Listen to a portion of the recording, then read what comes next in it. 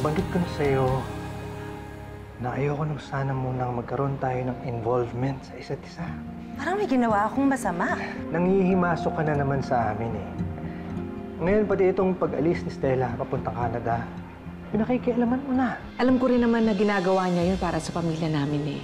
Kahit mahirap sa kalooban ko, sinuportahan ko yung desisyon niya. Sana, Atom, maintindihan mo kung bakit ginagawa ni Stella to. Paano mo naman akong pinapipili? Mahal kita. Pero mahal ko din yung pamilya ko. Matagal tayong magkakahiwalay. Mas matagal pa kaysa sa panahon nagkasama tayo.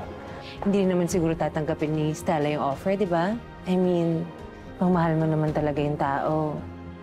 Hindi mo hahayaan na magkahiwalay kayo, di ba?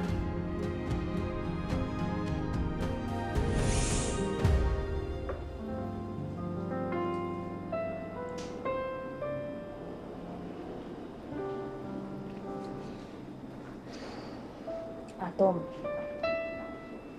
ayaw mo umuwi. Eh, baka naman gusto mong i-text si Stella. Nalulobot na rin ako eh. Tsaka sigurado tulog na yun. Pagod yun. Kakasikaso ng mga requirements yun. Alam mo, Atom, gets kita. Ayaw mong umalis si Stella kasi mahirap naman talaga yung LDR. But, it can work. Di ba yung parents ko ganun? Magkalayo man sila, yun yung nagpatatag ng relationship nila. Pero meron din magjowa na matagal na magkasama sa iisang lugar. Pero naghiwalay rin. Ay, hindi. Dapat di naman ganun yung sa atin. Pero hindi naman kasi nagmamatter kung malayo si Stella. Ang importante, may tiwala ka sa kanya at loyal kayo sa isa't isa. Ang dali lang sabihin kasi nandyan ka. Kasama mo si buong araw-araw, nakikita ka niya, naririnig, nakakahawakan. Secure siya na hindi ka basta-basta mawawala sa kanya. Alam mo, naalala ko bigla yung kanta. Ano nga sabi niya? Ang mga bituin, akala mo naglalaho. Pero yun pala, sa likod ng ulap nagtatago. Atom, kapag ba si Stella nawala sa paningin mo, ibig bang sabihin nun, wala na siya sa buhay mo? Each night, yung ulap, hahawi. Pero nakikita natin yung sky, nandyan pa rin naman yung stars, di ba? Parang si Stella lang yan. Malayo man siya, hindi mo man siya nakikita, ever-present naman siya.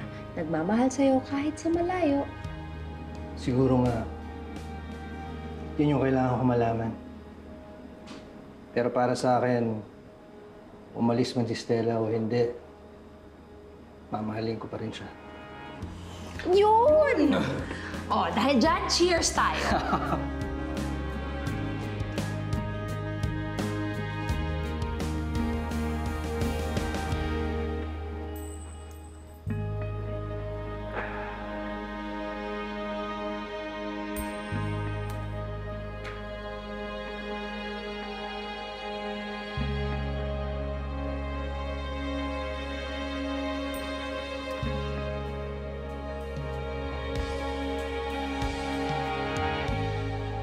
Mahal, kanina ka pa dyan.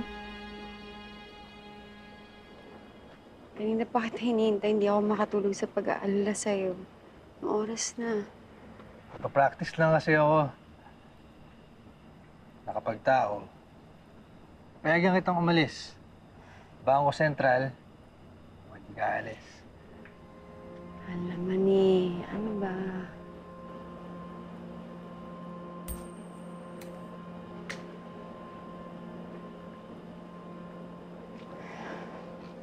Panalo ka. Tao. So, paano ganun lang? Seryoso ba? Teka lang. Mahal, ano ba?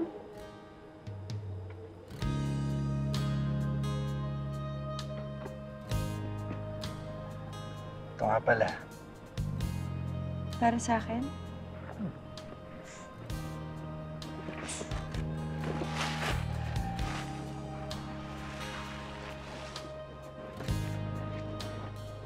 Winter sa Canada.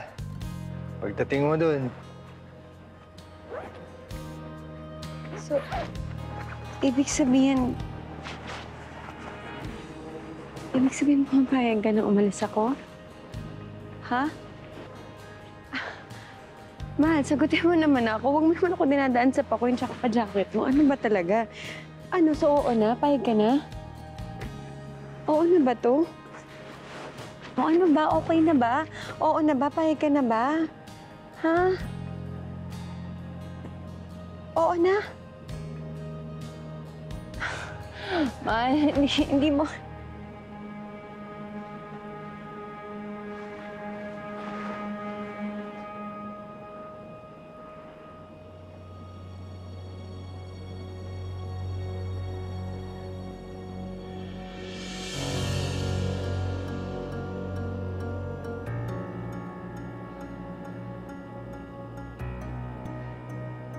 hindi na kita pipigilan umalis.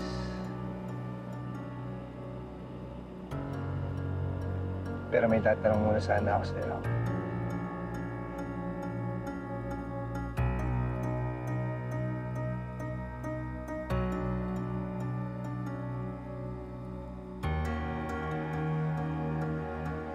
Papayag ka ba? Na magpakasal muna tayo bago ako umalis.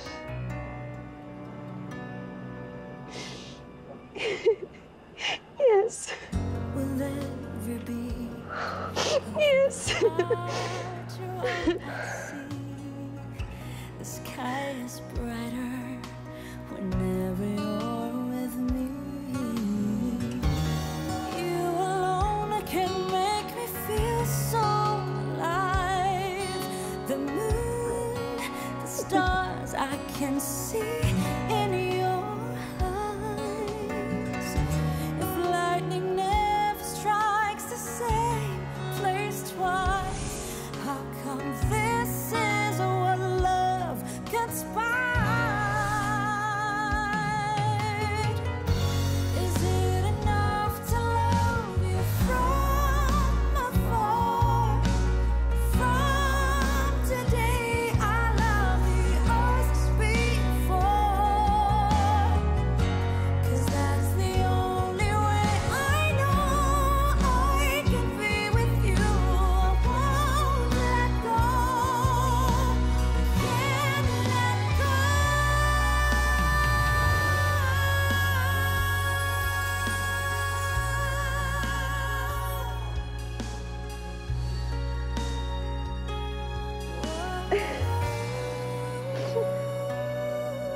I love you. I love you. I love you. Ginulat mo ako eh.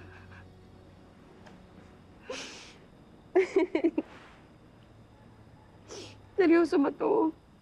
Totoo ba to? Gusto ko lang talaga makasiguro bago kita pakawalan. Dapat lang. Ang dami kayang gwapo sa Canada. Uy, marami rin magaganda dito sa Pilipinas. Well, magpapakasal na tayo so hindi na sila pwedeng umaligid sa'yo pag umalis ako, no? Sigurado ka naman talaga. Sigurado. Gusto mo ngayon magpakasal na tayo eh. Ngayon na mismo, halika na. Wala nang baw yan.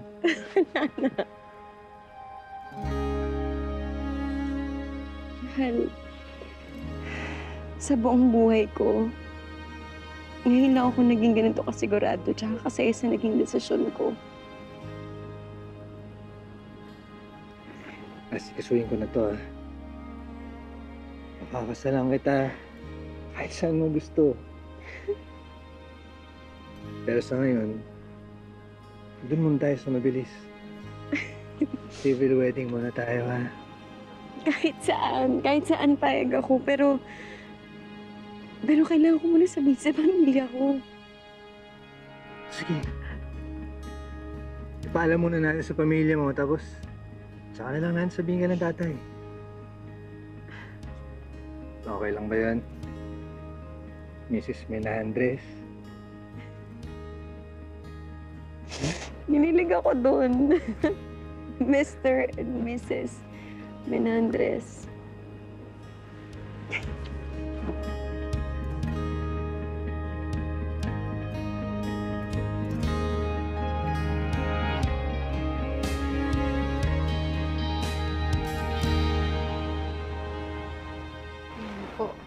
Tito, kailangan niyo pong i-kondisyon ang sarili ninyo para sa chemo treatment ninyo, ha? Nanghingi lang po ng lab test si Dr. Campomanes, kagaya ng liver function blood test, CT scan, and yung MRI of the liver po, para nang sa ganun masiguro natin na walang blockage yung portal veins ninyo o cirrhosis po. Sana maging successful ang chemo ninyo. Kailangan nyo magpalakas at makalabas kayo. Lalo na next month. Oo, anak. Sisikapin ko.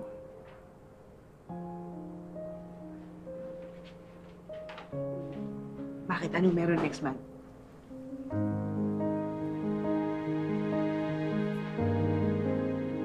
Alam ko na. Alis ka na nga pala. Maganda yun, Stella, para merong makakatulong kay Ato sa mga gastusin. Pero Stella, habang nandito ka, ha, tulungan mo naman ako sa tito mo, ha? Dahil mas maalam ka sa mga pag-nurse, ha? Oo naman po. Pero higit pa sa pagiging nurse, para niyo na rin po akong anak.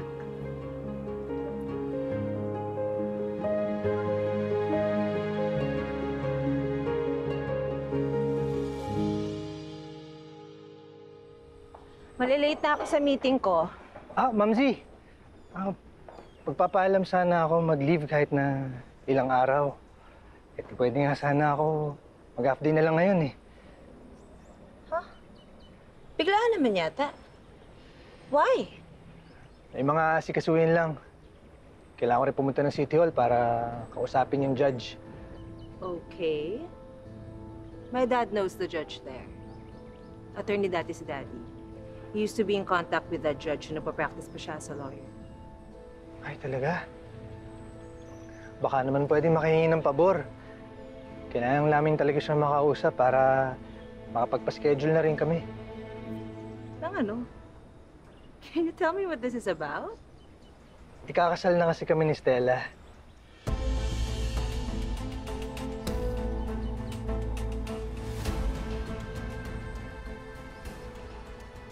Oh.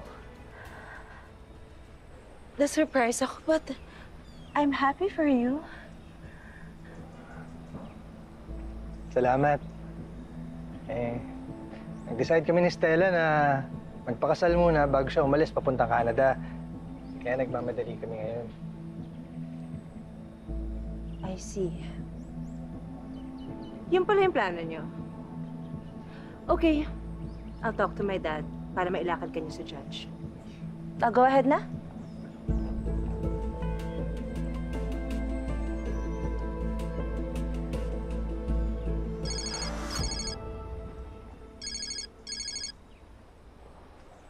Hello? Tita Liling? Oo, Ma. Mamili ka na dito kung ano yung gagamitin natin pangatid kay Stella sa airport. Ay, naku, sana nga. Sana hindi na magdalawang isip yung kapatid mo. Ma, sigurado na yan. Tsaka pumayag na si Atom, di ba? Oo, Ma. Tingnan mo yung mga kotse dito, ha. Second hand yung mga yan. Pero ang kikinis, ang gaganda, magagara. Saan man nanggaling ang masasakyan na ito? Kung saan-saan. Mga nasubasta sa bangko. Tapos, ibabagsak nila dito. Kanya-kanya na kami ng toka sa pagbebenta. Hindi ba mahirap magbenta, anak? Wala ka pang nabibenta, di ba? Ma naman, bago pa lang po ako dito, kakapasok ko pa lang. Mahirap po talaga. Kasi kailangan ng koneksyon. Kaya nga, Ma, mas maganda sana kung makakaalis na rin ako papunta ng Canada. Kung kausapin ko kaya yung contact ni Zarina, baka sakaling makasabay na ako kay Stella papunta ng Canada. Anak, kailangan natin munang makasiguro na buo na ang loob ni Stella na umalis. Ay na nga, Mars, kailangan kong bumalik dun sa dati nating school para kumuha ng educational credential assessment ko. Hindi pa ba kumpleto to certificate? Okay na to Auto transcript. Hindi, may kailangan ako... Ano ba yung mga Mars? Mars, ano to? Uy! Ikakasal na kayo ni Atom?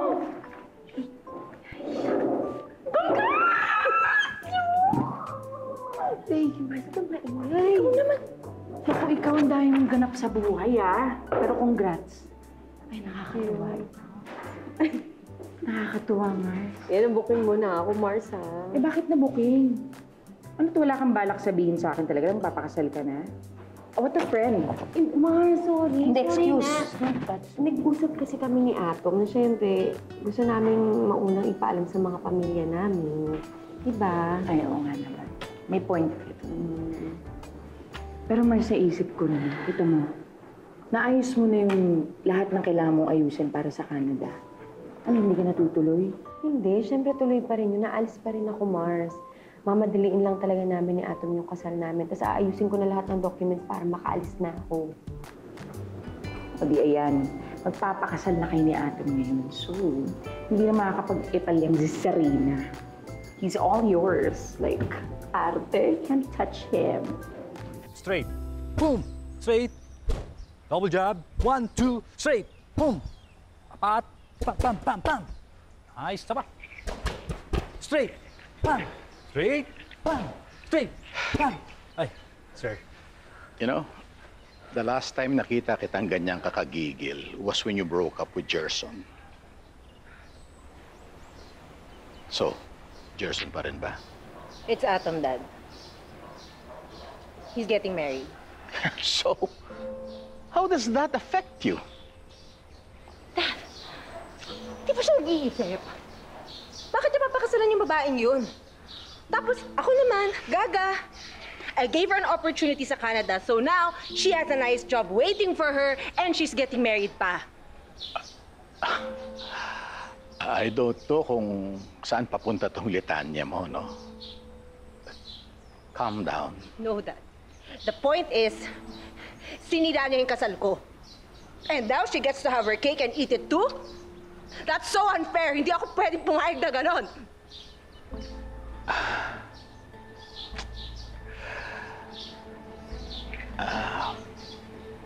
That means she needs to exercise. Alam mo na, to burn those calories. But you are so fit.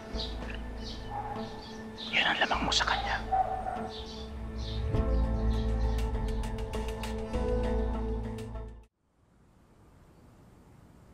Salamat po.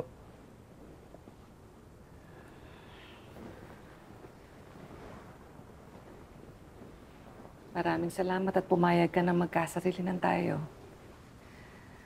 Nung huli kayong pumunta ni Stella dito, ramdam ko na tutul ka sa pag-alis niya.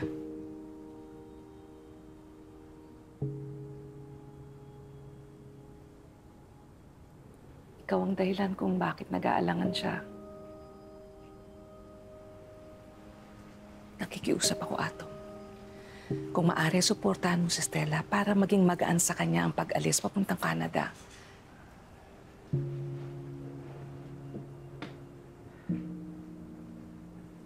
Aminado po ako na talagang ayaw ko siyang paalisin nun. Pero okay na po ako ngayon. Nagkalinawan na po kami ni Stella. Bahala nga po sana namin na pumunta dito bukas para makapagplano po tayong lahat. Maraming salamat, Atong. Meron tayong mga hindi napagkasunduan. May mga nasabi akong masasakit. Pero sa kabila ng lahat, inuunawa mo pa rin kami.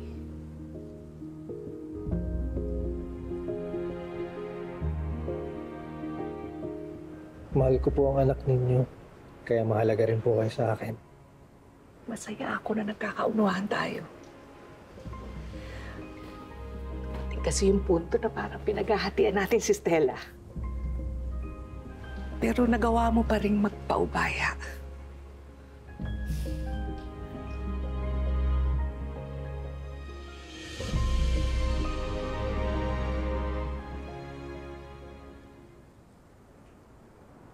Mabuti nakapag-decide ka kaagad.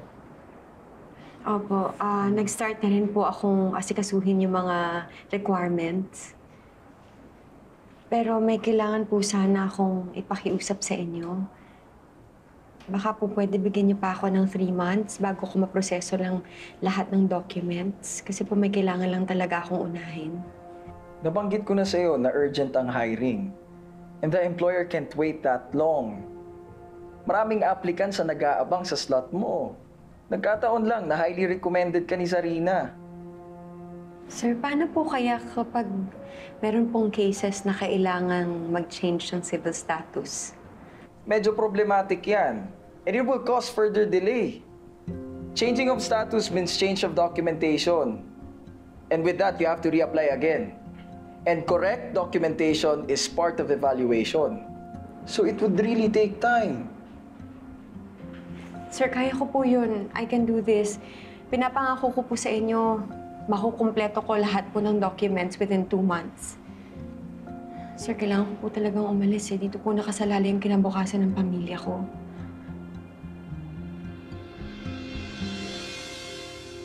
Ano? Fully booked na yung schedule ng judge? Oo eh. Baka daw sa 1 buwan pa tayo makasal, pero hindi pa daw sure yun. Mahal, paano yan? May nahabol akong deadline. Siyempre, magpapalit pa ako ng status from single to married, tapos magpapalit pa ako ng passport. O baka pwede, wag ko muna i-declare sa mga papeles ko na married ako. Siyempre, ang dating sa akin, parang nakakabawas ng importansya ng pagpapakasal natin yun. Kung pwede ka naman palang wag muna magpakasal at hindi dalhin yung apelido ko pag alis mo. Pero siyempre, sa papel lang naman yun. Technicality lang. Pero mahalaga sa akin yun.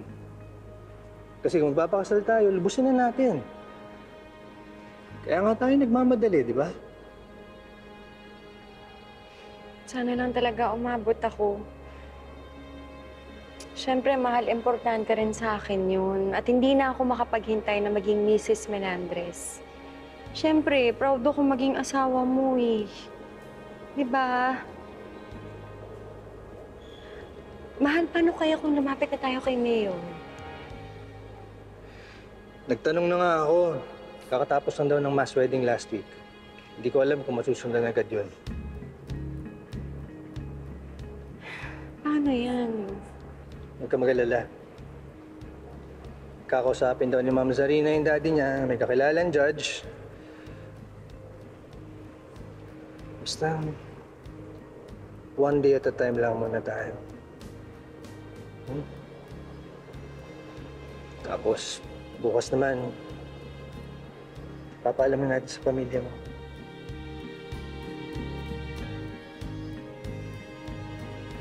Kakayanin natin ito, mahal.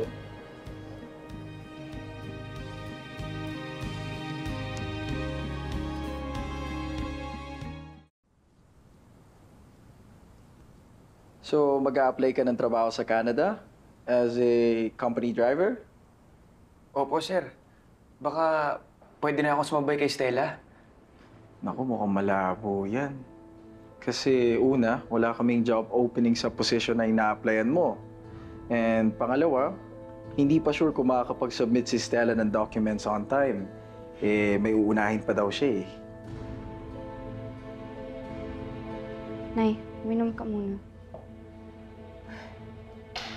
Ano na naman ba yan? Diyos ko naman. Ma? Ano nangyari?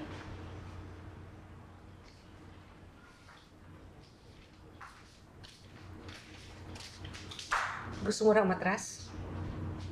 Di ka tutuloy sa Canada? Hindi totoo yan. Hindi ako nag-back out. Yan ang sinabi ng kuya mo. Nagpunta siya sa agency. Meron ka raw uunahin. Ma, hindi naman.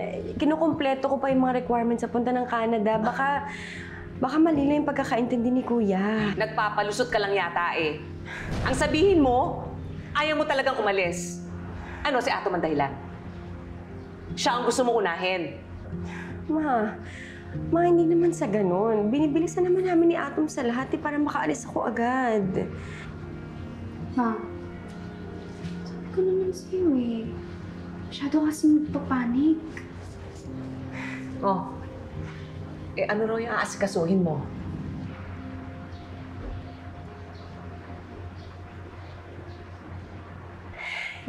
Yun nga, Ma eh. Kaya rin ako nagpunta dito. Gusto sana namin ni Atom hingin yung blessing mo. Magpapakasal po kami.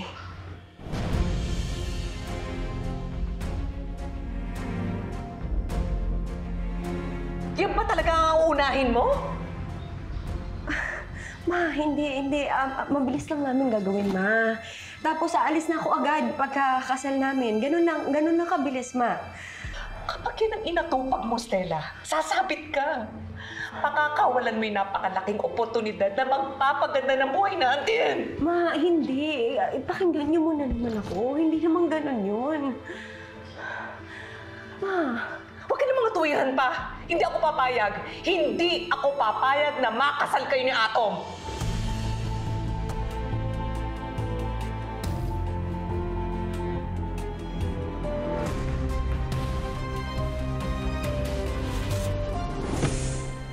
Akala ko ba nagkakaintindihan tayo? Binubuyo mo si Stella para hindi matuloy yung mga plano namin? Kapag pinalampas mo ang chance na to, hindi ko magagaranti kung kailan ka makakalipad. Gagawin ko ang lahat para kay Stella. Kahit patayin ko yung sarili ko sa trabaho. Pagbubutihin ko para wag na siyang umalis.